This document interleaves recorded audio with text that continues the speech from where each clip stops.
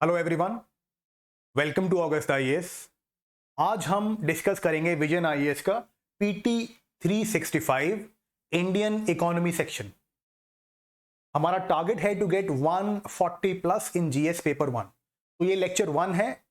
With in 10 to 15 days मैं पूरे Indian economy section के लेक्चर्स बना के डाल दूंगा। उसके बाद अगर टाइम बचा तो बाकी सेक्शंस के लिए भी ट्राई करूंगा।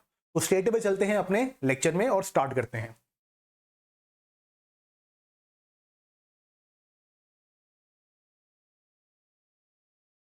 तो पहला टॉपिक है status paper on government debt. पहले इस चार्ट को देख लेते हैं, इस ग्राफ को देख लेते हैं। गवर्नमेंट डेट एसेंस में गवर्नमेंट डेट का मतलब होता है गवर्नमेंट बोरोइंग, मतलब गवर्नमेंट ने जो पैसा उधार लिया हुआ है उसे हम गवर्नमेंट डेट बोलते हैं।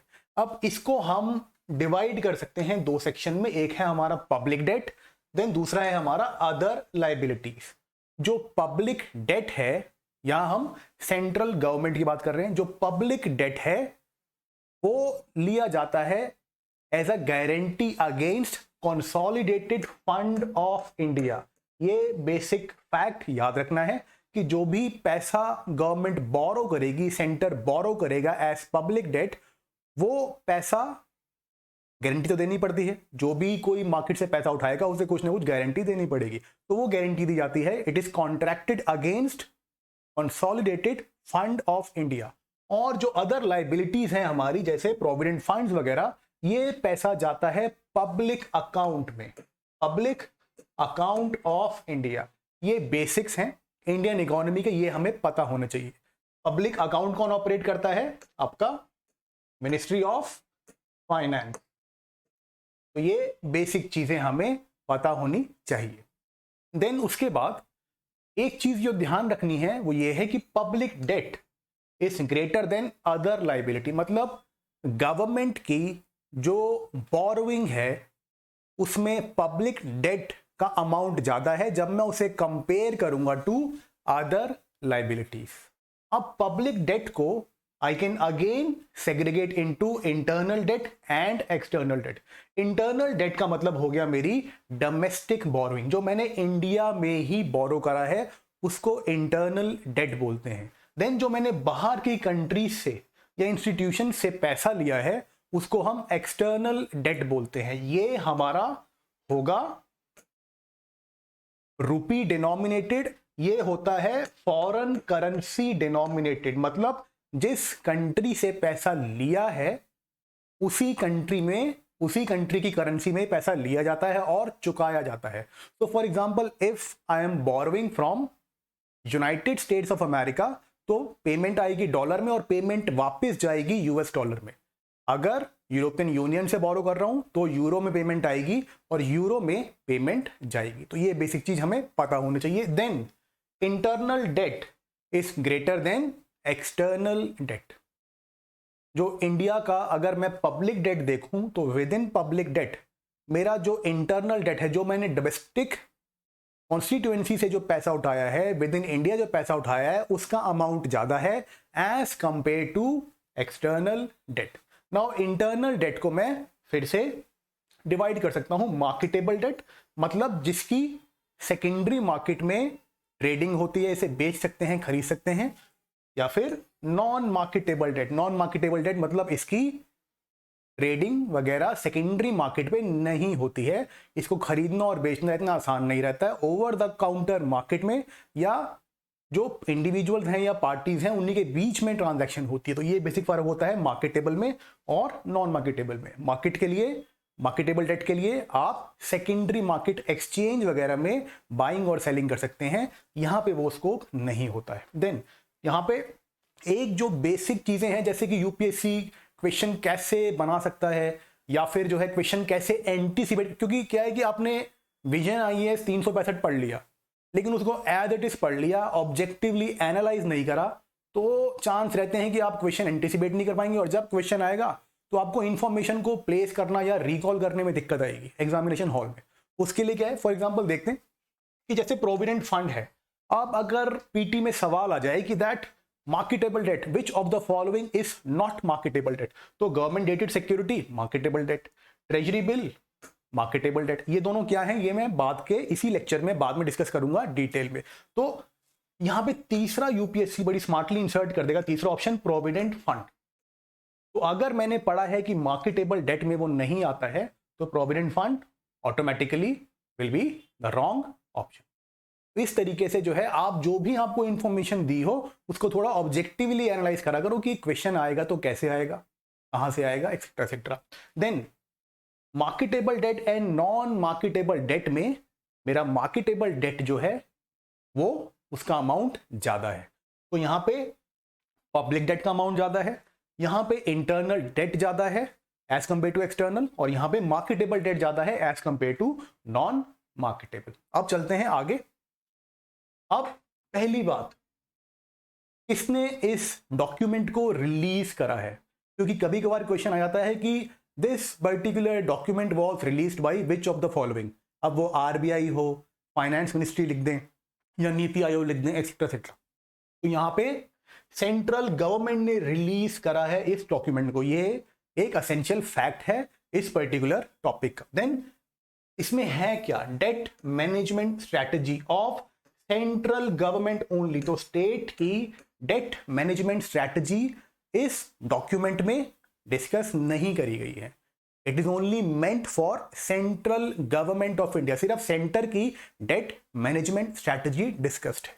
देन ऑब्जेक्टिव क्या है इस पर्टिकुलर डॉक्यूमेंट का, that is the status paper on government debt. इसका ऑब्जेक्टिव क्या है कि गवर्नमेंट की जो फाइनेंसिंग है, मतलब कहां से पैसा लेना है, पेमेंट ऑब्लिगेशन मतलब किन किन को पैसा देना है, ये सब होना चाहिए लोएस्ट पॉसिबल कॉस्ट पे, मतलब कम इंटरेस्ट पे या कम कॉस्ट पे पैसा उठाना है, जिससे कि मैं अपनी फाइनेंसिंग मतलब जो भी मैंने खर्चे करने हैं उनके लिए इंतजाम कर सकूं, या फिर जो भी मैंने पेमेंट देनी है, जो मेरी पेमेंट आउटगो है, उनके लिए भी मैं कम खर्चे पे कम इंटरेस्ट पे बोरो कर सकूं। तो ये ऑब्जेक्टिव है इस डॉक्यूमेंट का। अब सिग्निफिकेंस क्या है, सिग्निफिकेंस सबसे पहली बात इन्वेस्टर कॉन्फिडेंस, ये तो मतलब बेसिक चीज है। फॉर एग्जाम्पल अब गवर्नमेंट ऑफ इंडिया की इनकम मान लो है 100 रुपीज, और वो लोग मार्केट बोरोइंग करते हैं या उनका गवर्नमेंट डेट है 50 रुपीज, ठीक है, 50 रुपीज है हमारी बोरोइंग और 100 रुपीज है मेरी इनकम। तो इसका मतलब कि अगर मैं और डेट लेना चाहूं मार्केट से तो I can easily take it because I will be able to repay it. तो अगर मैंने ज्यादा बोरो कर लिया, if I have taken too much borrowing from the economy और फ्रॉम द एक्सटर्नल सेक्टर, तो ऑटोमेटिकली क्या होगा, इन्वेस्टर बोलेंगे यार कि ये पता नहीं पैसे चुका पाएंगे कि नहीं चुका पाएंगे। फॉर एग्जांपल ये ग्रीस के साथ हुआ था during global financial crisis. Greece ने बहुत एक्सेसिवली बोरो करा था, जब बाद में पता लगा कि इनके डेट लेवल बहुत ज्यादा है तो इन्वेस्टर्स ने उनके बॉन्ड को डंप कर दिया था, बेच दिए थे, और जो नए बॉन्ड इशू करने की कोशिश करी ग्रीस ने, वो बॉन्ड किसी ने उनमें पैसा लगाने की हिम्मत ही नहीं करी। तो that is why investor confidence will be impacted by the level of government debt. कितनी गवर्नमेंट बोरोइंग है वो इन्वेस्टर हमेशा उसके ऊपर एक नजर बनाए रखते हैं। Then fiscal capabilities, fiscal capabilities मतलब देखो पहले तो एक होती है मॉनेटरी पॉलिसी, एक होती है फिस्कल पॉलिसी।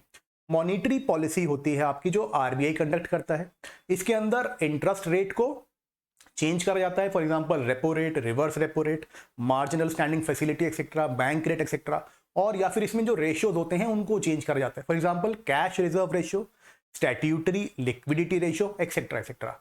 देन उसके अलावा होती है आपकी फिस्कल पॉलिसी। फिस्कल पॉलिसी होती है domain of government of India, या फिर आप बोल सकते हैं स्टेट गवर्नमेंट की, अगर स्टेट लेवल पे बात हो रही है तो यहां पे गवर्नमेंट है, मॉनेटरी पॉलिसी में आरबीआई है। गवर्नमेंट क्या करेगी, it has elements like expenditure मतलब खर्चा, then borrowing, then disinvestment etcetera etcetera. तो ये एलिमेंट्स है आपके फिस्कल पॉलिसी। तो यहां पे अगर बोरोइंग होगी तो ऑब्वियसली वो मेरी फिस्कल कैपेबिलिटीज, मतलब मैं कितना खर्चा कर सकता हूं, कितनी बोरोइंग कर सकता हूं, या कितनी डिसइन्वेस्टमेंट मुझे करनी पड़ेगी, इस सबको इंपैक्ट करेगी। एक एग्जांपल लेके समझाता हूं। लेट अस से कोविड से पहले इंडिया जो है ऑलरेडी स्लो डाउन में था, अब एकदम से कोविड आया, उस टाइम में मेरे जो डेट लेवल्स थे वो लो थे, अराउंड 45, 50%, 60%, 70%। तो मैंने क्या करा, जब कोविड आया मुझे फिस्कल स्टिमुलस देना था। फिस्कल स्टिमुलस मतलब गवर्नमेंट सपोर्ट कर रही है या खर्चे बढ़ा रही है या टैक्स को कम कर रही है ताकि इकोनॉमी में डिमांड क्रिएट हो। क्योंकि जब गवर्नमेंट खर्चा करेगी, फॉर एग्जांपल गवर्नमेंट ने रेलवे बनाया, कहीं पे मेट्रो बनाई या रोड बनाया, तो ऑटोमेटिकली प्राइवेट सेक्टर के लिए वो डिमांड क्रिएट करेंगे क्योंकि सीमेंट चाहिए होगा, स्टील चाहिए होगा। साथ ही में एम्प्लॉयमेंट जनरेशन होगा क्योंकि लोगों को नौकरी पर रखना पड़ेगा। उससे क्या होगा, there will be creation of demand. तो इससे क्या होगा, इकोनॉमी स्टिमुलेट होती है। इसको हम बोलते हैं फिस्कल स्टिमुलस। तो अब मुझे कोरोना आ गया है और फिस्कल स्टिमुलस देना है, मेरे डेट लेवल लो हैं तो मैं मार्केट से बोरो कर पाऊंगा। लेकिन अगर मेरे डेट लेवल बहुत हाई होते, फॉर एग्जांपल मेरी इनकम है 100 रुपीज और मैंने पहले ही बोरोइंग करी हुई है अराउंड 300 रुपीज की, तो मैं और बोरोइंग नहीं कर पाता। तो जितना भी गवर्नमेंट डेट है वो इंपैक्ट करता है गवर्नमेंट की फिस्कल कैपेबिलिटीज को। Then crowding out effect on the private sector. Crowding out effect को समझाता हूं आपको।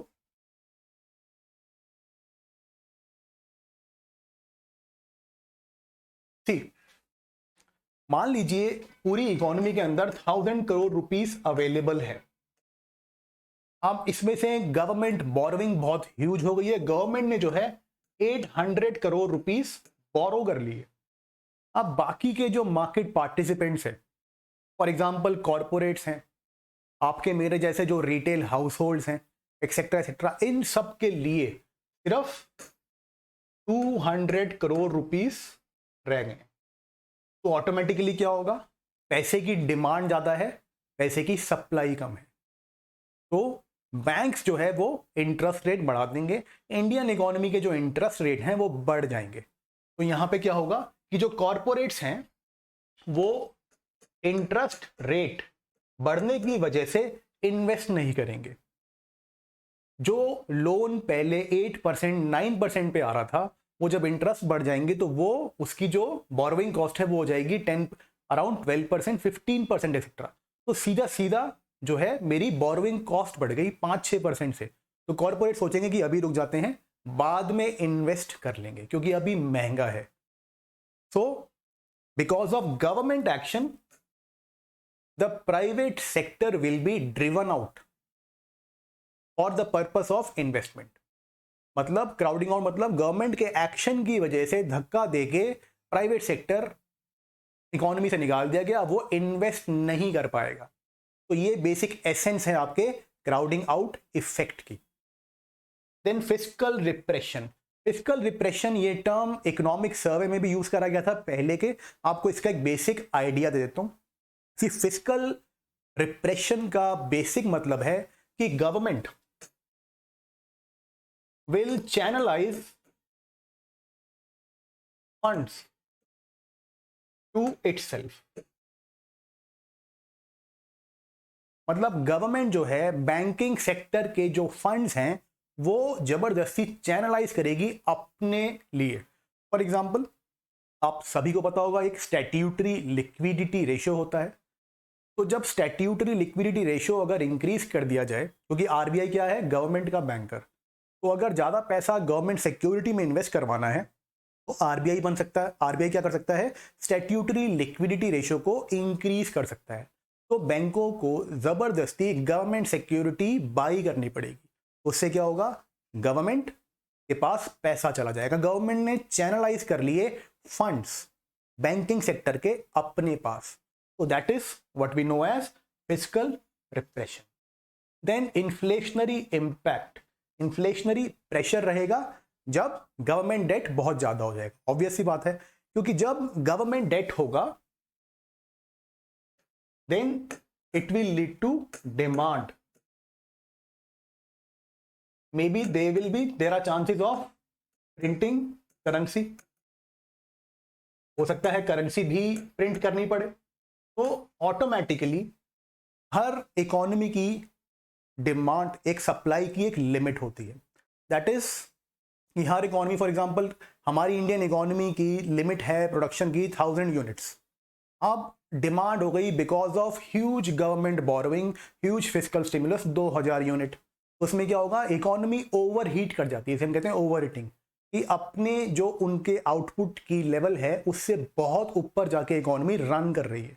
तो इस टाइम में क्या होगा, डिमांड यहाँ है, सप्लाई इज हेयर, तो प्राइसेस विल इंक्रीज। तो बेसिक इकोनॉमिक्स है।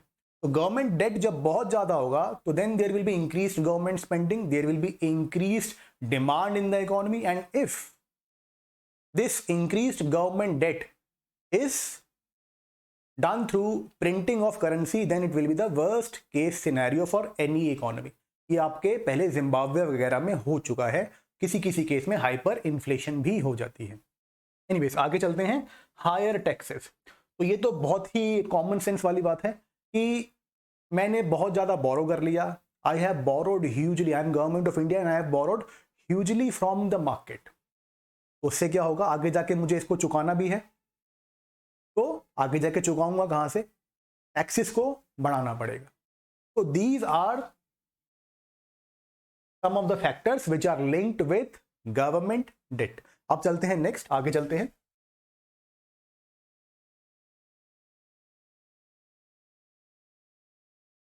अब debt to GDP ratio. Debt to GDP ratio is the ratio of country's debt to its GDP. Country की एबिलिटी बताता है टू पे बैक इट्स डेट। ये मैंने आपको पहले ही इसकी एसेंस बता दी है। फॉर एग्जांपल इसका बेसिक फॉर्मूला क्या होता है, डेट डिवाइडेड बाय जीडीपी। अब जब डेट बहुत ज्यादा है तो ऑब्वियसली मैं रीपे नहीं कर पाऊंगा, जिसे हम कभी कभार बोलते हैं, कुछ इकोनॉमीज डेट ट्रैप में भी चली जाती हैं, जैसे कि आपकी श्रीलंका और वी कैन से पाकिस्तान, क्योंकि इन कंट्रीज ने, इन इकोनॉमीज ने बहुत सारा डेट ले लिया, अब पैसा चुका नहीं पाएंगे। तो उससे क्या हुआ, हम्बनतोता पोर्ट जो है वो चाइना ने लीज पे ले लिया, एसेट्स को सेल करना पड़ गया। तो डेट टू जीडीपी रेशियो एक इंडिकेटर होता है कि ये पर्टिकुलर कंट्री अपना डेट, मतलब जो भी इन्होंने मार्केट से उधार लिया है, उसको चुका पाएगी या नहीं चुका पाएगी। इसके बाद है रोल ओवर रिस्क। ये थोड़ा टेक्निकल है, यहां पे दिया है तो थोड़ी इसके बारे में बात कर लेते हैं।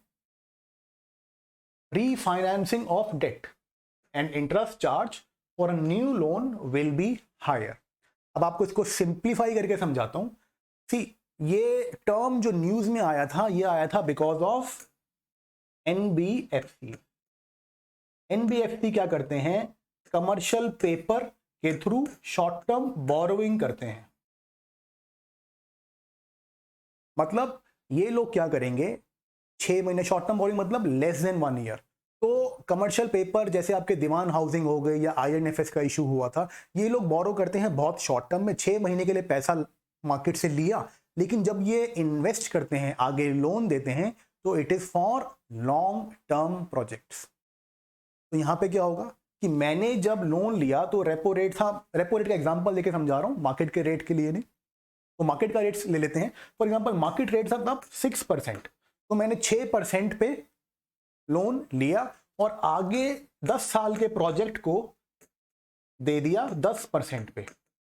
अब ये रोल ओवर करते हैं, अपनी रीफाइनेंसिंग करते हैं। मतलब मैंने तो पैसा 6 महीने के लिए लिया था, लेकिन मैंने आगे लिया है, आगे दिया है 10 साल के लिए। तो यहां पे क्या होगा, मुझे 6 महीने बाद मिस्टर ए को चुकाना है, तो मैं मिस्टर बी से फिर 6 महीने के लिए पैसे लूंगा या 1 साल के लिए पैसे लूंगा, कमर्शियल पेपर उन्हें दे दूंगा और ए को पैसे दे दूंगा। ऐसे ही सी से लूंगा, बी को दूंगा, डी से लूंगा, सी को दूंगा। लेकिन अगर इस दौरान इंटरेस्ट रेट बढ़ गए, जहां मैंने 6% पे पहली बार पैसा उठाया था, अब ये बढ़ते बढ़ते अगर 12% हो गया, तो मैं लॉस में आ जाऊंगा, क्योंकि मैंने तो आगे पैसा दिया हुआ है 10% में। तो ये होता है हमारा रोल ओवर रिस्क। इसमें मैं बार बार रीफाइनेंसिंग, मतलब पिछला चुकाने के लिए दोबारा फाइनेंस लिया, दोबारा लोन लिया, इसको हम रीफाइनेंसिंग बोलते हैं। रीफाइनेंसिंग करी डेट की, तो उससे अगर इंटरेस्ट चार्ज हायर हुआ, then greater the borrowers roll over, greater the shorter term, मतलब जितना शॉर्ट टर्म आपके पास ज्यादा है डेट में, तो आपका रोल ओवर रिस्क बढ़ जाएगा।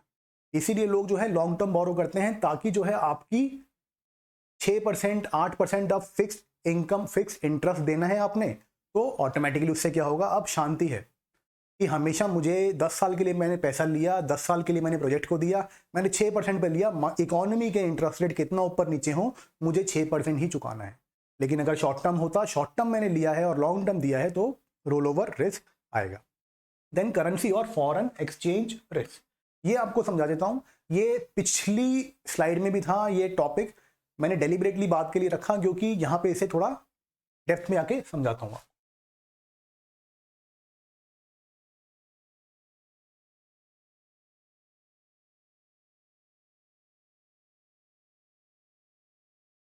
ठीक, vulnerability of debt portfolio to depreciation in the value of domestic currency vis-a-vis currency of denomination of external loans and the debt servicing cost। तो ये टर्म्स हैं जिनके ऊपर हमने ध्यान देना। पहली बार डेप्रिसिएशन क्या होता है, जब कोई करेंसी की वैल्यू कम हो जाती है।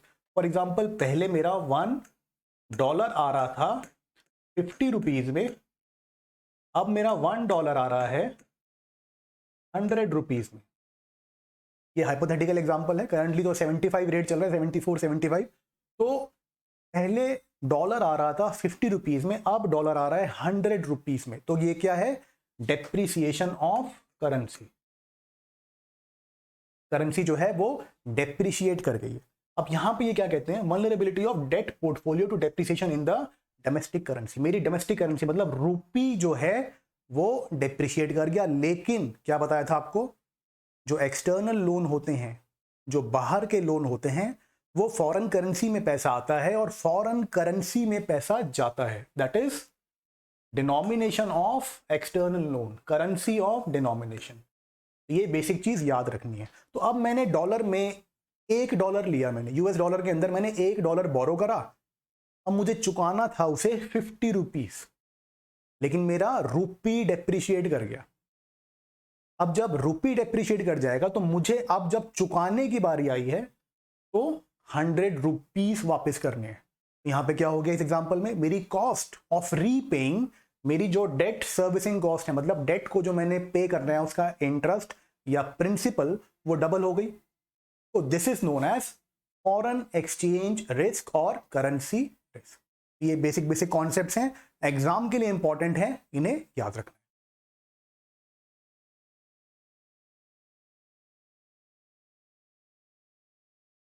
इसके बाद बात करते हैं आपके फ्लोटिंग रेट बॉन्ड्स की, वेरिएबल कूपन रेट। आपको पहले समझा देता हूं बॉन्ड क्या होते हैं, चाहे कॉर्पोरेट बॉन्ड हो चाहे गवर्नमेंट बॉन्ड हो, उनकी जो बेसिक इकोनॉमिक प्रिंसिपल है वो सेम। अब बॉन्ड क्या है, आपका लॉन्ग टर्म बोरोइंग इंस्ट्रूमेंट, मतलब 1 ईयर और मोर के लिए जब पैसा लिया जाता है तो वो बॉन्ड के थ्रू लिया जाता है। यहां पे आपको मिलता है इंटरेस्ट, आपको रिटर्न में इंटरेस्ट मिलेगा। एग्जांपल के लिए समझाता हूं, लेट अस से कि गवर्नमेंट का बॉन्ड है, गवर्नमेंट सिक्योरिटी जिसे हम GSEC बोलते हैं या जिल्ट एज्ड बोलते हैं। तो जो है आपका गवर्नमेंट की सिक्योरिटी है, उसकी 10 ईयर मैच्योरिटी है। अब 10 ईयर मैच्योरिटी है और इसका जो इंटरेस्ट है वो है 10%। अब बॉन्ड आते हैं दो तरीके के, एक होते हैं फिक्स्ड इनकम, एक होते हैं वेरिएबल कूपन रेट। यहां पहले आपको समझाता हूं फिक्स्ड इनकम क्या है, तो ऑटोमेटिकली वेरिएबल कूपन समझ में आ जाएगा। तो फिक्स्ड इंटरेस्ट है 10%, तो मतलब गवर्नमेंट ऑफ इंडिया के 2020 में इशू हुआ एक सिक्योरिटी, मैंने उसमें 1 लाख रुपीज लगा दिया। अब 10 साल तक लगातार government of India will pay me interest, जिसे हम कूपन भी बोल सकते हैं। गवर्नमेंट ऑफ इंडिया मुझे 10% से, अगर वो फिक्स्ड इनकम वाला है बॉन्ड, तो मुझे 10% से उस पर इंटरेस्ट पे करती रहेगी।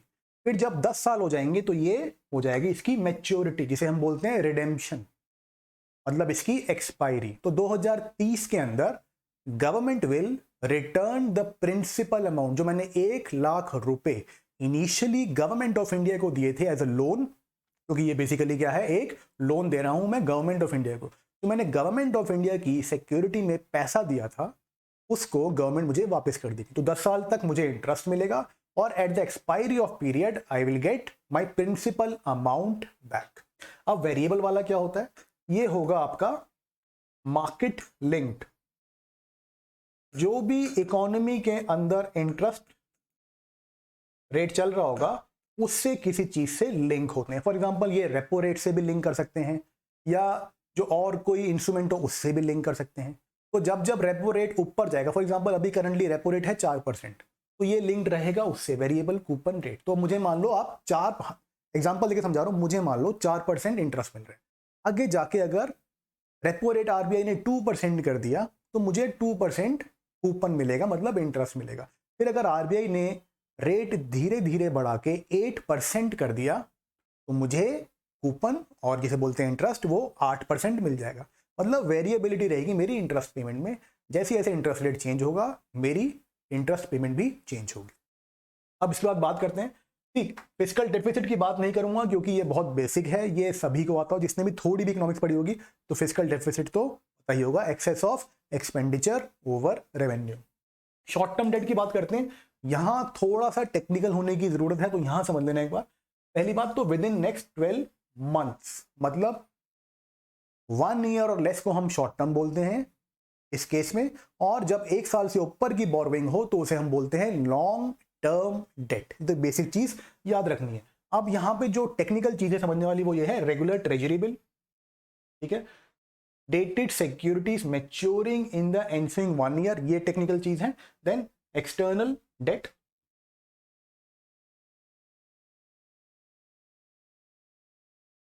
दैट इज पहली बात intermediate treasury bill, then regular treasury bill, then dated securities जो maturing in ensuing 1 year, and then external debt with remaining maturity of less than 1 year. अब इसमें समझने वाली बात यह है कि कुछ जो स्टूडेंट्स ध्यान से नहीं पढ़ेंगे तो वे समझेंगे यार लॉन्ग टर्म, एक क्वेश्चन आ जाए सिंपल सा बेसिक कि which of the following will be considered short term date. अब उसमें मैंने आपको डाल दिया पहला intermediate treasury bill, regular treasury bill, तो ये तो सबको पता है, हाँ ठीक है, ट्रेजरी बिल है तो शॉर्ट टर्म ही होगा। ट्रेजरी बिल होता है आपकी शॉर्ट टर्म बोरोइंग के लिए by government of India, states issue नहीं करते हैं उसे, ठीक है। फिर आपका डेटेड सिक्योरिटी, डेटेड सिक्योरिटी मतलब जो लॉन्ग टर्म के लिए आती है, 10 साल, 5 साल, 2 साल, 20 साल, 30 साल एक्सेट्रा। लेकिन यहां पे जो टर्म पे ध्यान देना है वो है maturing within the ensuing 1 year, मतलब 1 साल के अंदर इसकी मैच्योरिटी पीरियड एक्सपायर होने वाली। तो फॉर एग्जांपल 2011 में 10 साल का बॉन्ड इशू करा गया था और 2021 में वो अब मैच्योर होने वाला है, उसकी एक्सपायरी आने वाली है, उसका प्रिंसिपल अमाउंट वापस करना है इन्वेस्टर को, तो वो शॉर्ट टर्म डेट के अंदर आ जाएगा। ये बेसिक चीज हमें याद रखनी है। Then external debt with remaining maturity, again external debt long term के लिए लिया था आपने या शॉर्ट टर्म के लिए वो मुद्दा नहीं है, लेकिन अगर उसकी एक्सपायरी विद इन 1 ईयर है तो it will be a short term date. तो इस तरीके से हमने क्वेश्चन एंटीसिपेट करने हैं। अगर क्वेश्चन एंटीसिपेट करते रहोगे तो चीजें इजी रहेगी क्योंकि सामने इंफॉर्मेशन दी हुई है। अब इसको थोड़ा प्लेस करो, इसको थोड़ा अप्लाई करो कि अल्टीमेटली क्या क्वेश्चन बनेगा, कहां पे इसको यूज कर सकते हैं, तो जो है आसानी रहती है एग्जामिनेशन हॉल में। ये प्रीटी और मेंस दोनों के लिए एप्लीकेबल है। एनीवेज आगे चलते हैं।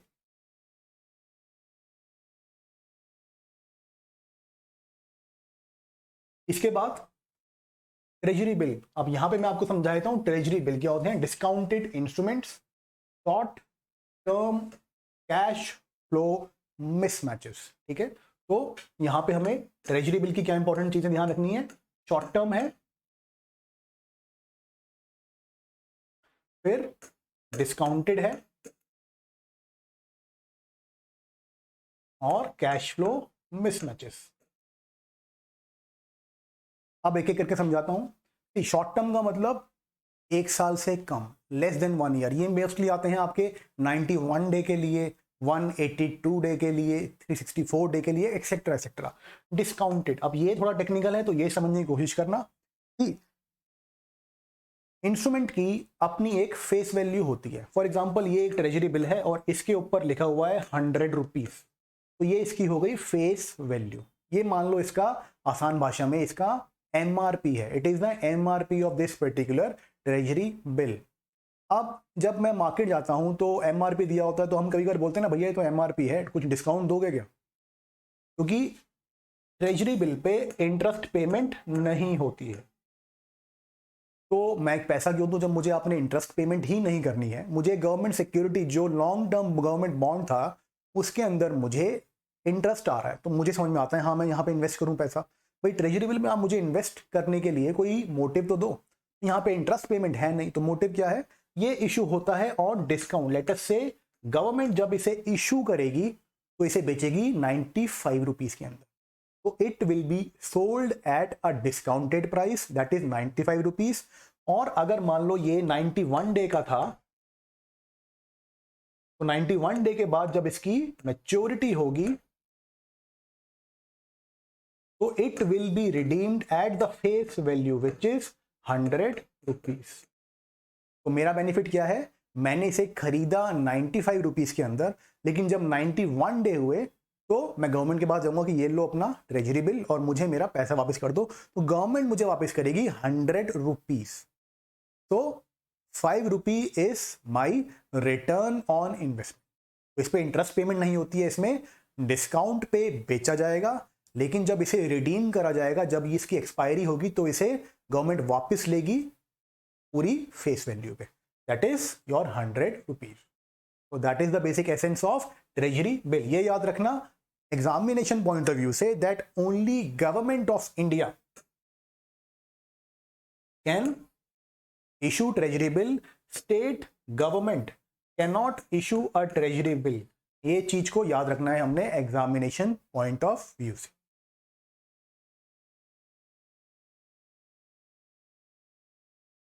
इसी के साथ अब बात करते हैं 14 डे इंटरमीडिएट ट्रेजरी बिल की। नॉन मार्केटेबल, ठीक है, issued to state government and central banks, short term surplus cash at fixed interest. तो यहां पे क्या क्या कॉन्सेप्ट्स हैं? पहली बात, ये क्या है, एक ट्रेजरी बिल है 14 डेज के लिए। अब आपको इसको एक एग्जांपल के थ्रू समझाता हूं। लेट अस से कि तमिलनाडु गवर्नमेंट है, तमिलनाडु गवर्नमेंट के पास कहीं से जो है कोई प्रोजेक्ट आया, उसकी रॉयल्टी आई, या कहीं से पैसा आ गया XYZ 1000 करोड़ रुपीस। अब 1000 करोड़ रुपए है, गवर्नमेंट को सैलरी देनी है मंथ एंड में, अभी जो है 15-20 दिन रहते हैं। तो मुझे कोई चाहिए कि 15-20 दिन के लिए मुझसे ये 1000 करोड़ ले ले और मुझे इंटरेस्ट दे दे, लेकिन पैसा सेफ रहना चाहिए, क्योंकि स्टॉक मार्केट हो जाऊंगा, निकल को रेट अगर गिर गया, स्टॉक मार्केट में कोलैप्स हो गया, जैसे कोरोना के टाइम में हुआ था, तो मैं तो पैसे नहीं, सैलरी नहीं दे पाऊंगा, तो मैं ऐसी रिस्की इन्वेस्टमेंट में तो पैसा नहीं लगाऊंगा। तो हियर तमिलनाडु गवर्नमेंट वो क्या करेगी, they will invest in intermediate treasury bill. यहां पे ये दिए जाते हैं किनको, स्टेट गवर्नमेंट को एंड सेंट्रल बैंक को। जिनके पास एक्सेस कैश पड़ा हो, सरप्लस कैश पड़ा हो, तो वो सेंटर को दे देंगे और उसके बाद सेंटर 14 डे बाद उनको उनका पैसा दे देगा और उनको एक फिक्स्ड इंटरेस्ट, वो पहले ही बात हो जाएगी कि मैं आपको इस पर्टिकुलर पैसे पे, इस ट्रेजरी बिल पे इतना इंटरेस्ट दूंगा। तो मुझे क्या हुआ, एक सेफ एवेन्यू मिल गया इन्वेस्टमेंट का और मुझे फिक्स्ड इंटरेस्ट भी मिल गया। तो that is how intermediate treasury bill are used. याद रखना ये नॉन मार्केटेबल है, मार्केट में इनकी ट्रेडिंग नहीं होती है, इनको खरीदा बेचा नहीं जाता है। ठीक है, अब चलते हैं आगे।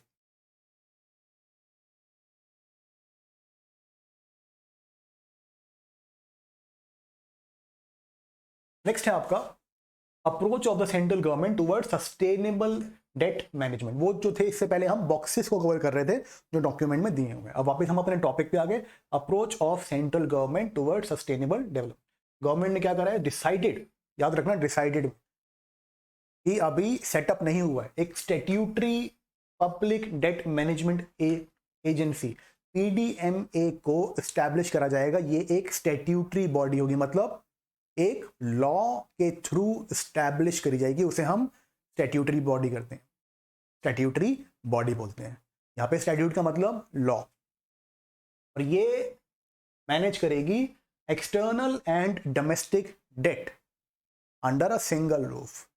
जनरली क्या होता है, मिनिस्ट्री ऑफ फाइनेंस वो एक्सटर्नल डेट को देखती है और आपका RBI जो है वो इंटरनल डेट को देखती है। तो इसमें क्या है, कभी कभार कोऑर्डिनेशन नहीं हो पाता है, तो जब एक ही एजेंसी करेगी सब कुछ तो उससे कोऑर्डिनेशन रहेगा कि कितना पैसा लाना है, बाहर से कितना लाना है, अंदर से कितना उठाना है, तो इससे क्या होगा, चीजें ईज आउट हो जाएगी। नाउ इसका पहला जो स्टेप है वो पहले ही हो चुका है, public debt management cell has been establish. लेकिन याद रखना ये एडवाइजरी बॉडी है, ये स्टैट्यूटरी बॉडी नहीं है। अभी इसको as an advisory body establish करा गया है, डेट मैनेजमेंट सेल को, within budget division of ministry of finance. So अगर PT में सवाल आ जाए that which of the following is true for this particular body public debt management cell that it is a statutory body, ठीक है, तो वो false होगी statement. Then it is an advisory body, yes advisory body है। Then it is established और it works under ministry of finance, तो then yes answer will be yes it works under ministry of finance. तो ये basic चीजें याद रखनी है, ये बेसिक फैक्ट्स याद रखने हैं, specially prelims point of view से।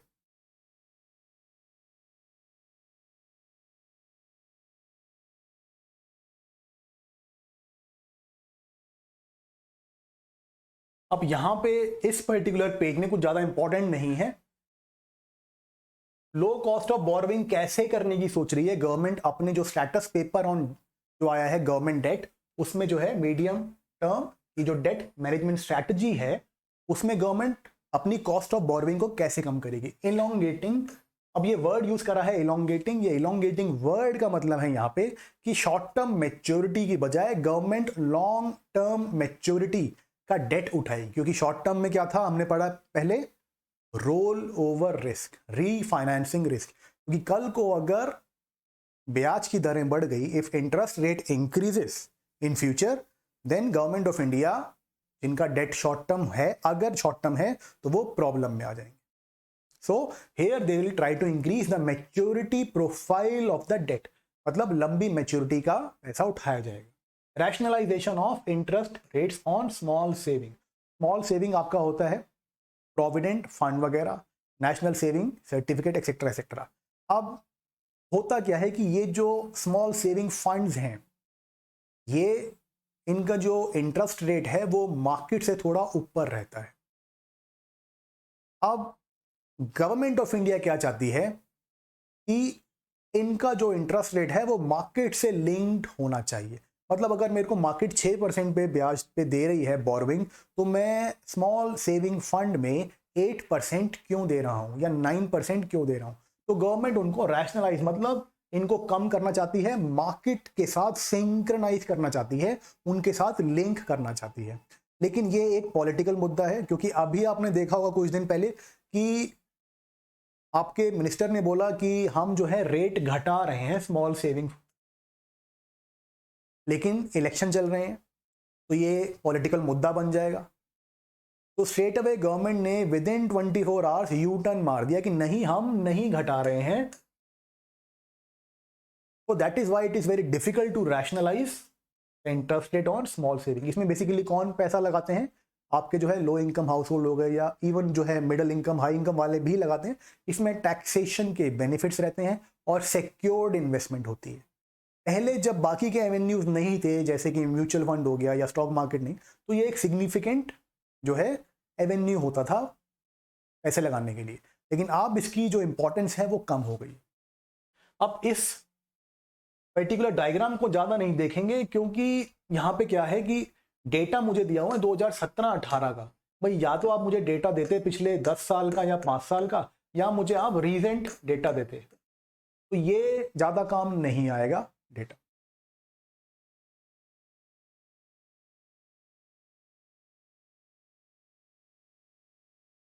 अब नेक्स्ट आगे चलते हैं, एक और बॉक्स है, इसमें कुछ ट्रेंड वाली चीजें हैं। Gross fiscal deficit as a percentage of GDP, ये बात कर रहे हैं हम स्टेटस पेपर बेस्ड डेटा की, गवर्नमेंट की डेट पोर्टफोलियो की, मतलब जो गवर्नमेंट का डेट है उसकी कैरेक्टरिस्टिक्स क्या है। Gross fiscal deficit as a percentage of GDP has been declining since 2012-13।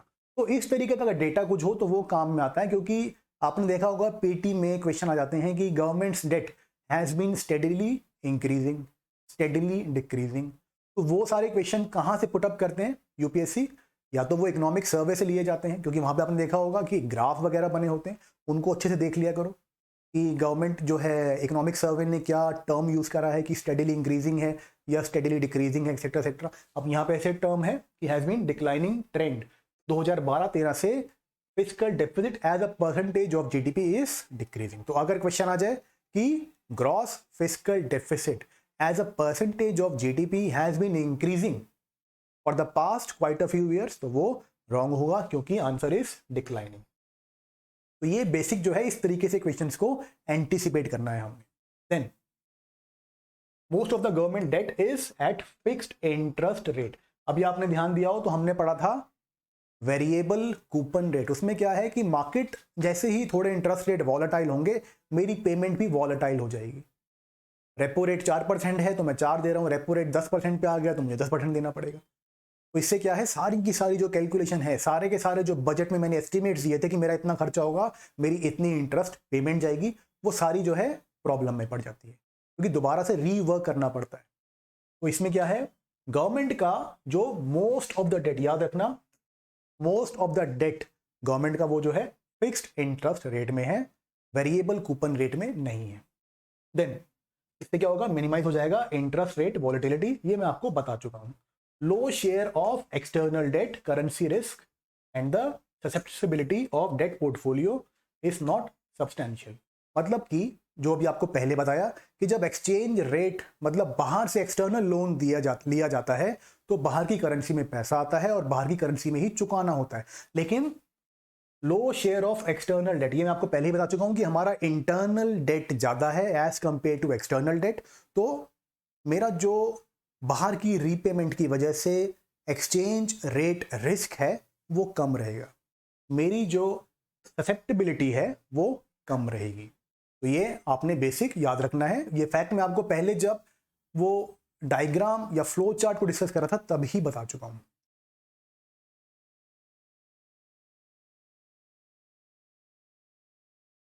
Next आगे चलते हैं, अब स्टेट गवर्नमेंट की बात करते हैं।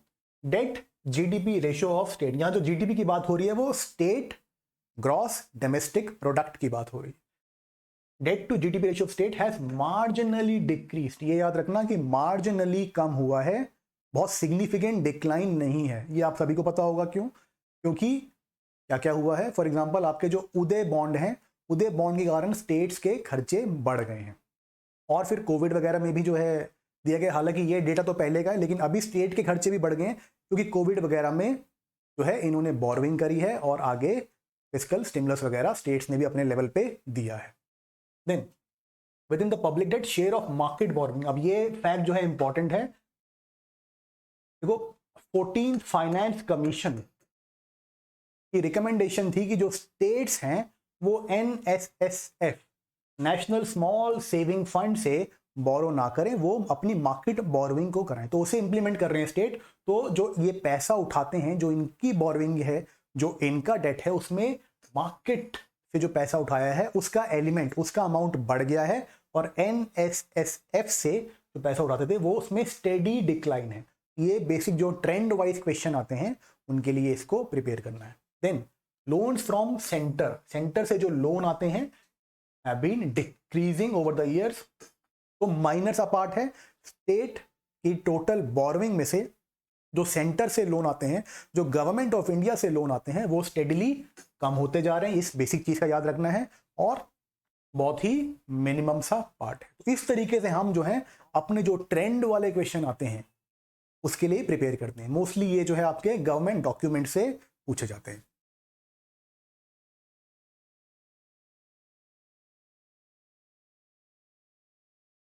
अब बात करते हैं आपके सेस एंड सरचार्ज की। Why news, because share of states में से divisible pool, central taxes fell sharply. देखो जो टैक्सेस होते हैं, कुछ टैक्स ऐसे होते हैं जो सेंटर ही इंपोज करेगा, सेंटर ही कलेक्ट करेगा, फिर उसके बाद फाइनेंस कमीशन की रिकमेंडेशन पे बेस्ड उस जो भी कलेक्शन हुई है उसमें से कुछ पैसा स्टेट्स को दिया जाएगा। तो फॉर एग्जाम्पल हमारा इनकम टैक्स है, इसको सेंटर ने इंपोज करा, उसके बाद सेंटर ने ही इसको कलेक्ट करा। अब इसके बाद जो भी पैसा आया, मान लो 1 लाख करोड़ आ गया, इसमें से फाइनेंस कमीशन की रिकमेंडेशन आएगी कि आप इस पैसे को डिवाइड करो। सेंटर कुछ अपने पास रखेगा और स्टेट गवर्नमेंट कुछ अपने पास रखेगी। इसको हम बोलते हैं divisible pool of central taxes.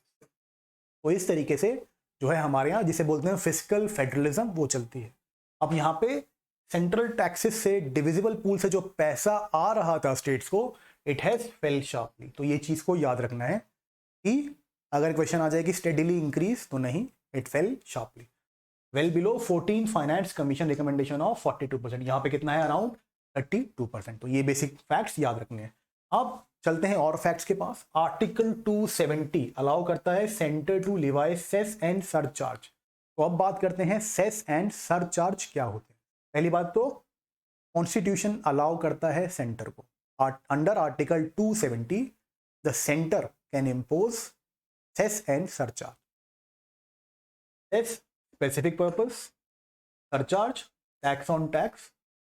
अब आपको इनका समझा देता हूं थोड़ा सा।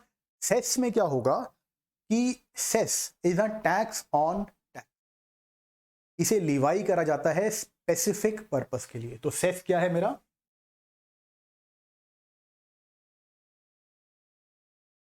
मेरा सेस है टैक्स ऑन टैक्स, इसे लगाते हैं हम फॉर स्पेसिफिक पर्पस।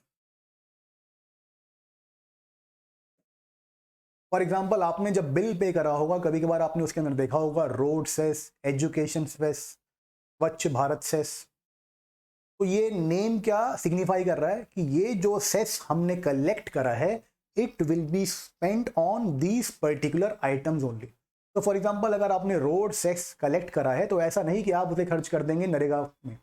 आपने जो है लिया स्वच्छ भारत सेस और आपने उसे लगा दिया जो है किसी और नेशनल फूड सिक्योरिटी एक्ट में जो है पीडीएस के अंदर, तो ऐसा नहीं कर सकते आप। अगर स्वच्छ भारत सेस है तो वो वहीं पे खर्चा जाएगा पैसा, and it is a tax on tax. Then होता है सरचार्ज। सरचार्ज क्या है, again a tax on tax, but it can be spent anywhere. मतलब जो मेरा सरचार्ज है वो भी टैक्स ऑन टैक्स है सेस की तरह, लेकिन उसका कोई स्पेसिफिक यूज नहीं है, वो पैसा कहीं भी यूज कर सकता हूं। मैंने सरचार्ज लिया, मैंने रोड में लगा दिया, एजुकेशन में लगा दिया, हेल्थ केयर में लगा दिया, इट डज नॉट मैटर। जहां मर्जी हम जाएं उस पैसे को डाइवर्ट कर सकते हैं, लेकिन सेस को डाइवर्ट नहीं कर सकते। उस पर्पस के लिए ही यूज करा जाएगा जिसके लिए इम्पोज करा गया था। अब ये दोनों स्टेट्स की प्रॉब्लम है, सेस एंड सरचार्ज, क्योंकि ये आर नॉट शेयर्ड। सेंटर इन्हें इम्पोज करता है लेकिन ये शेयर नहीं करने होते स्टेट्स के साथ।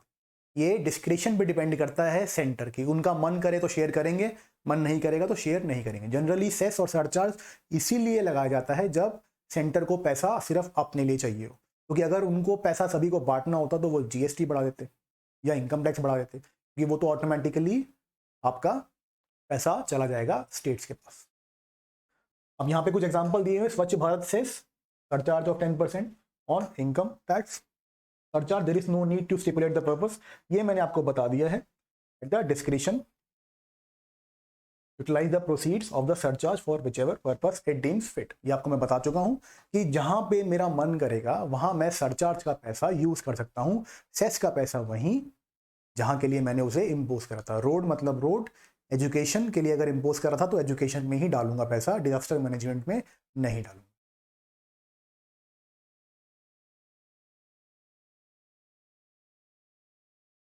अब गवर्नमेंट बोरोइंग के ऊपर एक और इसी बात करते हैं। गवर्नमेंट ने रेज करा है अपना gross market borrowing target for 12 lakh crore. ये जो है बजट का स्टेटमेंट है। ये जो बजट आया है लेटेस्ट, उसमें गवर्नमेंट ने बोला है हमारी जो मार्केट बोरोइंग, जो मैं मार्केट से बोरो करने वाला पैसा हूं, जो मैं उधार लेने वाला हूं पैसा मार्केट से, वो इस बार होने वाला है 12 लाख करोड़ रुपीस। क्योंकि आपने देखा होगा गवर्नमेंट ने पहले आत्मनिर्भर भारत पैकेज दिया था, फिर उसके बाद गवर्नमेंट ने जो है एक्सपेंशनरी फिस्कल पॉलिसी करी है, इसमें कि वो फिस्कल स्टिमुलेशन कर रहे हैं इंडियन इकोनॉमी का, जिससे कि डिमांड क्रिएट हो, क्योंकि कोविड के कारण डिमांड कम हो गई है। तो it is part of fiscal stimulus, जिसे हम बोल सकते हैं एक्सपेंशनरी फिस्कल पॉलिसी। अब आगे चलते हैं इसी न्यूज के अंदर। Issue of government securities called G secs and treasury bill. G sec and treasury bill मैं आपको बता चुका हूं। जीसेक मतलब लॉन्ग टर्म, ट्रेजरी बिल मतलब short term. Mismatches between revenue and expenditure. Borrowing is a loan taken by government and falls under capital receipt. ये fact को याद रखना है। फॉर एग्जांपल हमारा जो बजट होता है उसके अंदर आपका जो है एक रेवेन्यू बजट होता है, एक जो है आपका कैपिटल बजट होता है। यहाँ पे रेवेन्यू रिसीट होती है, यहाँ पे कैपिटल रिसीट होती है। तो जो भी पैसा बोरोइंग के थ्रू आएगा मार्केट से, वो पैसा जाएगा आपका कैपिटल रिसीट के अंदर बजट। तो अगर क्वेश्चन आ जाए कि which of the following will go to capital receipts of the budget segment, और यहाँ पे आपको ऑप्शन दिया हो ट्रेजरी बिल, आपको दिया हो option government security, then the answer will be both of them. दोनों के दोनों से जो पैसा बोरोइंग करा जाएगा वो कैपिटल रिसीट्स के अंदर जाएगा। ये बेसिक चीज हमने याद रखनी है। कैपिटल रिसीट्स क्या होती हैं? बेसिकली जब गवर्नमेंट या तो बोरो करेगी या गवर्नमेंट किसी एसेट का सेल करेगी, उससे जो पैसा आएगा वो कैपिटल रिसीट के अंदर जाता है। लेकिन अगर पैसा आ रहा है आपका इंटरेस्ट पेमेंट वगैरह से, जैसे कि आपने किसी को लोन दिया था, अब इंटरेस्ट पेमेंट आ रही है, वो जो इंटरेस्ट पेमेंट है वो आपकी जाएगी रेवेन्यू रिसीट के। तो ये बेसिक डिफरेंस जो है याद रखने हैं। अब ये बोरोइंग बढ़ क्यों रही है ये सभी को पता है। Expected shortfall in the tax revenue. क्यों? क्योंकि इंडिया में कोविड से पहले स्लो डाउन था, फिर कोविड के टाइम में रिसेशन आ गया। तो इसका मतलब क्या है? जब रिसेशन होता है, स्लो डाउन होता है, तो इकोनॉमिक एक्टिविटी बहुत कम हो जाती है, इकोनॉमी के अंदर ट्रांजैक्शन नहीं होती। तो लॉकडाउन के अंदर ना ही कोई पेट्रोल यूज कर रहा था, तो पेट्रोल से जो टैक्सेस आते हैं वो भी नहीं होंगे। अब कंजम्पशन बिल्कुल डाउन चला गया था, सेल परचेज नहीं हो रही थी, प्रोडक्शन नहीं हो रहा था, तो जीएसटी किस में इम्पोज करोगे? तो ऑटोमेटिकली आपका टैक्स रेवेन्यू कम आ जाएगा। अब अनएम्प्लॉयमेंट बढ़ा या लोगों की सैलरियां जो है सैलरी में कट हुए, तो ऑटोमेटिकली इनकम टैक्स भी कम हो जाएगा। तो इस वजह से जो है टैक्स रेवेन्यू कम होने की वजह से गवर्नमेंट को बोरो करना पड़ेगा, क्योंकि गवर्नमेंट कर रही है फिस्कल स्टिमुलेशन, इकोनॉमी में डिमांड क्रिएट कर रही है। अब उसके लिए पैसा तो चाहिए होगा, वो आता टैक्स से, लेकिन टैक्स आया नहीं है, तो अब गवर्नमेंट बोरो करके पैसे यूज करेगी डिमांड क्रिएट करने में। Record slump in stock market. अब ये आपको समझा देता हूं, डिसइन्वेस्टमेंट।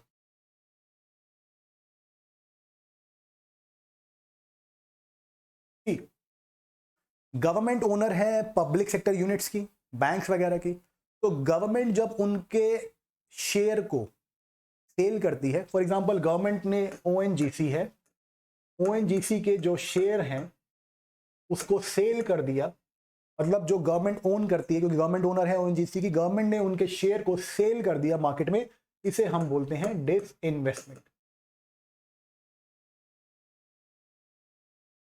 तो ये एक तरीका होता है गवर्नमेंट के पास रिसोर्सेस लेके आने का अपने लिए। अब स्टॉक मार्केट कोविड के टाइम में बिल्कुल डाउन चला गया था, जो शेयर 100 रुपीज का था वो हो गया 30 रुपीज का। तो मैं अभी क्यों बेचूंगा? मैं वेट करूंगा कि ये वापस 100 पे आए, क्योंकि अभी बेचूंगा तो मुझे लॉस होगा। तो दैट इज वाई जब स्लम्प हो गया, स्लम्प मतलब जब गिरी स्टॉक मार्केट, तो डिसइन्वेस्टमेंट करना मुश्किल हो गया था, क्योंकि लॉस पे बेचना समझदारी नहीं थी।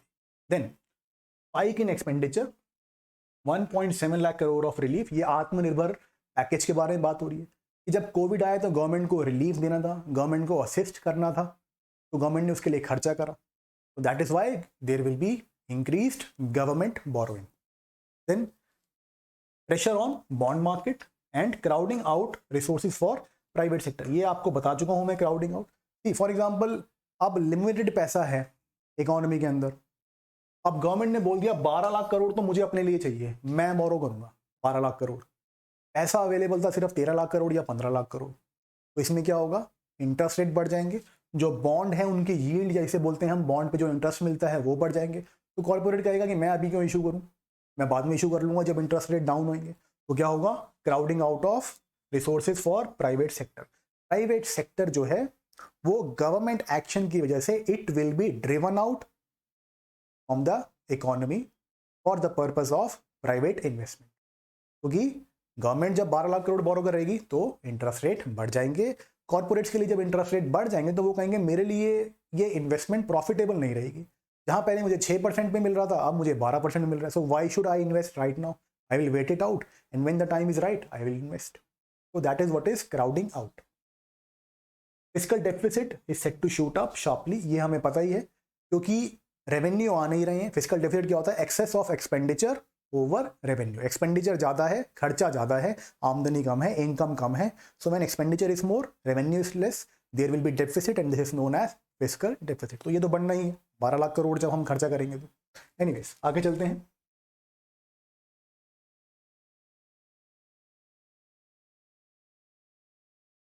अब बोरोइंग लिमिट फॉर स्टेट्स, इसके बारे में बात करते हैं। सेंटर ने रेज करी है इनकी borrowing limit from 3% to 5% of state domestic product. ये चीज याद रखनी है। स्पेसिफिक रिफॉर्म्स, कुछ कंडीशन लगाई है।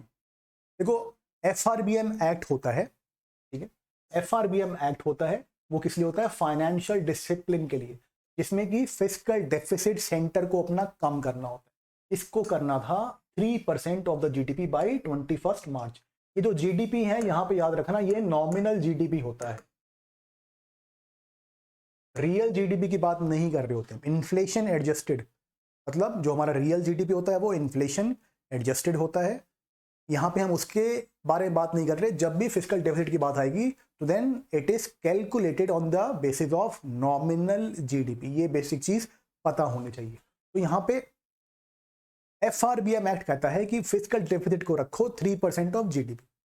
देन डेफिसिट को कैसे फाइनेंस करते हैं? Through borrowing from either RBI or from capital market. Capital market से आप जो है अपनी गवर्नमेंट सिक्योरिटीज वगैरह जो है वहां पे आप इशू करोगे, बेचोगे, आप आरबीआई आपके बिहाफ पे बेचेगा और वहां से जो पैसा आएंगे उससे आप अपनी गवर्नमेंट को रन करोगे, अपने एक्सपेंडिचर को सस्टेन करोगे। लेकिन कभी कभार डायरेक्टली आरबीआई से भी पैसा लिया जाता है। ये एफआरबीएम एक्ट से पहले होता था। इसको हम बोलते हैं monetization of deficit. If money is directly, मतलब गवर्नमेंट बोलेगी मुझे चाहिए 1 लाख करोड़ आरबीआई को, और आप फटाफट जो है नोट प्रिंट करो और पैसे मुझे दे दो, तो इसे हम बोलेंगे, अगर डायरेक्ट आरबीआई ने पैसा दिया, डायरेक्ट सिक्योरिटी ले ली, इसे हम बोलेंगे मॉनिटाइजेशन ऑफ डेफिसिट। लेकिन नॉर्मली क्या होता है, आरबीआई सेकेंडरी तरीके से गवर्नमेंट को सपोर्ट करता है। आपने सुना होगा open market operation. Government issue करेगी, RBI is the banker to government. Government ने बोला कि 1 लाख करोड़ चाहिए मुझे, मैं सिक्योरिटी इशू कर रहा हूं, तो गवर्नमेंट के बिहाफ पे आरबीआई उसकी ऑक्शन करता है, बेचता है सिक्योरिटीज को। तो वहां पे मार्केट पार्टिसिपेंट जैसे आपके बैंक्स हो गए या और जो बाहर के इन्वेस्टर हो गए वो उसे खरीद लेंगे। अब उसके बाद आरबीआई जाके ओपन मार्केट ऑपरेशन करेगा। उस ओपन मार्केट ऑपरेशन के अंदर वो, जैसे मान लो एसबीआई ने अभी खरीदा और फिर बाद में आरबीआई ने 1 लाख करोड़ की गवर्नमेंट सिक्योरिटी एसबीआई से खरीद ली, तो that is how there is kind of you can say secondary transaction होती है, प्राइमरी नहीं होती है। डायरेक्ट मॉनिटाइजेशन ऑफ डेफिसिट अभी इंडिया में नहीं कर रहे हैं हम लोग। स्टेट्स के भी अपने एफआरबीएम एक्ट हैं, एफआरए जिन्हें हम बोलते हैं, फिस्कल रिस्पॉन्सिबिलिटी एक्ट। 3% इनको भी जो है अपने डेफिसिट पे कैप रखनी होती है। लेकिन अब जब कोविड आया तो आपने देखा होगा, इश्यू हुआ था कि सेंटर के पास पैसा नहीं है फॉर कॉम्पनसेशन सेस। जीएसटी का जो कॉम्पनसेशन सेस देना था उसके लिए पैसा नहीं था। फाइनेंस मिनिस्टर ने बोला था this is act of God, पैसा नहीं है तो आप लोग मार्केट से बोरो कर लो।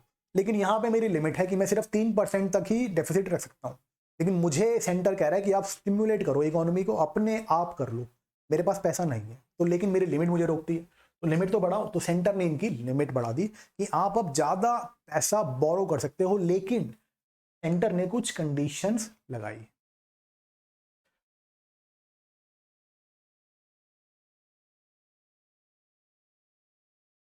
अब एक चीज समझ लेना कि जो भी स्पेशली न्यू कमर्स हैं वो ये याद रखना कि ये जो कंडीशंस हैं ये हमारे काम की नहीं होती हैं। इनकी सिर्फ हेडिंग को स्कैन कर लेना, इनकी डेप्थ में जाके इनका रेक्टिफिकेशन मत करना। ना ही ये आपको याद रहेंगी एग्जाम में और ना ही यहां से क्वेश्चन आने की बहुत हाई प्रोबेबिलिटी है। तो इनको सिर्फ इग्नोर माना, सिर्फ स्कैन कर लेना, क्योंकि पीटी बेसिकली है क्या, टेस्ट ऑफ रिकॉग्निशन। मेंस के अंदर आपको जो भी आपने याद करा, जो भी इंटरनलाइज करा, उसको एक्सप्रेस करना होता है खुद ही लिख के। लेकिन पीटी के अंदर आपके सामने आंसर होता है, ऑप्शन दिए होते हैं और वहीं से आपको रिकॉग्नाइज करना होता है, सिर्फ पहचानना होता है आंसर को। तो ये जो बेसिक चीजें होती हैं, जो बहुत सारे फैक्ट्स हैं यहाँ पे तकरीबन 5-10 जो है कंडीशन हैं और ऐसे ही 10 जगह 10 तरीके के रिफॉर्म होंगे, 10 तरीके के इंडाइसिस होंगे, तो वो सब ह्यूमनली पॉसिबल नहीं है हर चीज़ को याद रखना। तो इनको सिर्फ स्कैन करा और आगे बढ़ गए, इनको दिल लगा के रट्टा मारने मत जाना। अब करंटली 3% था, अब वो 5% पे कर दिया है। 200 बेसिस पॉइंट से बढ़ाया है, 50 बेसिस पॉइंट अनकंडीशनल है, 150 पॉइंट जो है वो कंडीशनल है। ये वाले रिफॉर्म करोगे तो 150 बेसिस पॉइंट से आपकी बोरोइंग लिमिट और बढ़ जाएगी। बेसिस पॉइंट क्या होता है वो समझा देता हूं। 1 रुपी होता है, उसके अंदर 100 पैसे होते हैं। सिमिलरली 1 परसेंटेज पॉइंट होता है, उसके अंदर जो है 100 बेसिस पॉइंट होते हैं। ये बेसिक चीज को याद रखना है। That is 1 basis point is the 100th part of 1 percentage point. मतलब 1 रुपया है, उसको हम 100 पैसे के अंदर डिवाइड कर सकते हैं, जैसे कि 1 पैसा होता है, वैसे ही 1 परसेंटेज पॉइंट है, उसको हम 100 बेसिस पॉइंट के अंदर डिवाइड कर सकते हैं, जिसमें कि एक अकेला, जैसे 1 पैसा होता है वैसे ही 1 बेसिस पॉइंट होगा। तो ये बेसिक चीज याद रखनी।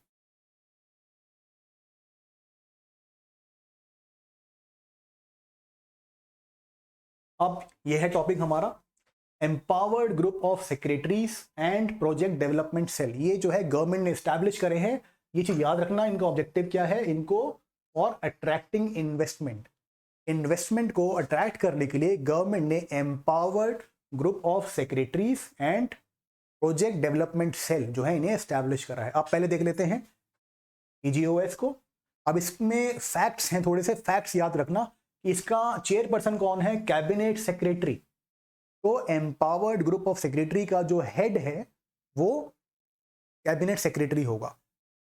CEO ऑफ नीति आयोग वो मेंबर है। तो अगर क्वेश्चन आ जाए कि which of the following is the head of empowered group of secretaries, पहला कैबिनेट सेक्रेटरी, दूसरा नीति आयोग का CEO, so the answer will be cabinet secretary. He will be or she will be the chairperson. ये basic चीज याद रखनी है। अब इसकी थोड़ी एसेंस जो है, थोड़े कॉन्सेप्ट है वो देख लेते हैं। Synergy between the policy of central and state government. For example हमारे मिनिस्टर जो हैं गडकरी, उन्होंने जो है टेस्ला को बोला कि you can come to India and we will provide you with certain benefits. अब मान लो टेस्ला वाला एलॉन मस्क ने बोला हाँ यार चलते हैं, इंडिया चलते हैं। चाइना को वैसे ही कोविड के बाद जो है लोग थोड़ा सा बाहर निकल रहे हैं, चाइना की बजाय और कहीं जाना चाहते हैं ताकि एक ही जगह पे जो है डिपेंडेंस ना हो। तो एलॉन मस्क अब यहाँ आते हैं और सेंटर ने बोला कि हम आपको देंगे सिंगल विंडो क्लियरेंस, मतलब आप आके जाके सिर्फ एक अपनी फाइल दे जाना, इंटरनली हम हर डिपार्टमेंट उस फाइल को घुमा के अप्रूवल लेके आपको दे देंगे। अब उन्होंने सोचा था कि बहुत ईजी है, तो वो आ गए यहाँ पे, उन्होंने दिया कि हाँ ये लो मेरी फाइल अप्रूव करके दे देना। अब यहाँ पे जब उन्होंने लगानी, मान लो फैक्ट्री कर्नाटका में लगानी है या हरियाणा में लगानी है या महाराष्ट्र में लगानी है, अब वो गए कर्नाटका और कर्नाटका वाले ने बोला कि मेरा तो सिंगल विंडो नहीं है, हर डिपार्टमेंट में फाइल दो। 100 डिपार्टमेंट में 100 फाइलें बनाओ, 100 जगह जाओ, अप्रूवल लेके आओ, फिर बात करना। तो इससे क्या होगा, इन्वेस्टमेंट नहीं आएगी। तो इसके लिए सिनर्जी होगी between central and state government policies. तो ये आपस में कोऑर्डिनेट करेंगे कि भाई पॉलिसीज को अलाइन करो, इससे क्या होगा, ease of doing business. Then fast track investment clearance, वो तो है ही, जितनी जल्दी आप क्लियर करोगे प्रपोजल को, इन्वेस्टमेंट का प्रपोजल आया है, कोई कहेगा जी मुझे जो है 1000 करोड़ में आपके यहाँ लगाने हैं, हम कहेंगे ना, हमें चाहिए नहीं इन्वेस्टमेंट। नॉर्मली क्या होता है, इंडिया क्या दिखाता है, रेड टेपिज्म, और बाकी चाइना हो गए, बाकी की कंट्री हो गई, वो दिखाते हैं रेड कारपेट। ये प्रॉब्लम है इंडिया में। इन चीज़ों को दूर करने के लिए, ईज ऑफ डूइंग बिजनेस के लिए, इन्वेस्टमेंट की फैसिलिटेशन के लिए हमने बनाया है ये एम्पावर्ड ग्रुप ऑफ सेक्रेटरीज। ये फटाफट जो है क्लियरेंस देंगे investment. Then evaluate the investment put forward by department and completion of target. तो for example national highway authority है, उन्होंने बोला कि हमें जो है इस पर्टिकुलर स्ट्रेच में एक एक्सप्रेसवे बनाना है, तो वो प्रपोजल जाएगा एम्पावर्ड ग्रुप ऑफ सेक्रेटरीज के पास। ये लोग उसे फटाफट इवेल्युएट करेंगे कि हाँ ये इन्वेस्टमेंट ठीक है, ये प्रपोजल ठीक है या नहीं है, और उसके बाद उन्हें टारगेट भी देंगे कंप्लीशन का कि हाँ ठीक है ये 1 साल के अंदर, 6 महीने के अंदर या 2 साल के अंदर कंप्लीट करके दो। तो इससे क्या है, चीज़ें फटाफट जो है डेवलपमेंट होगी, फटाफट इंफ्रा डेवलपमेंट होगा, फटाफट इन्वेस्टमेंट होगी। तो that is the whole aim of empowered group of secretaries.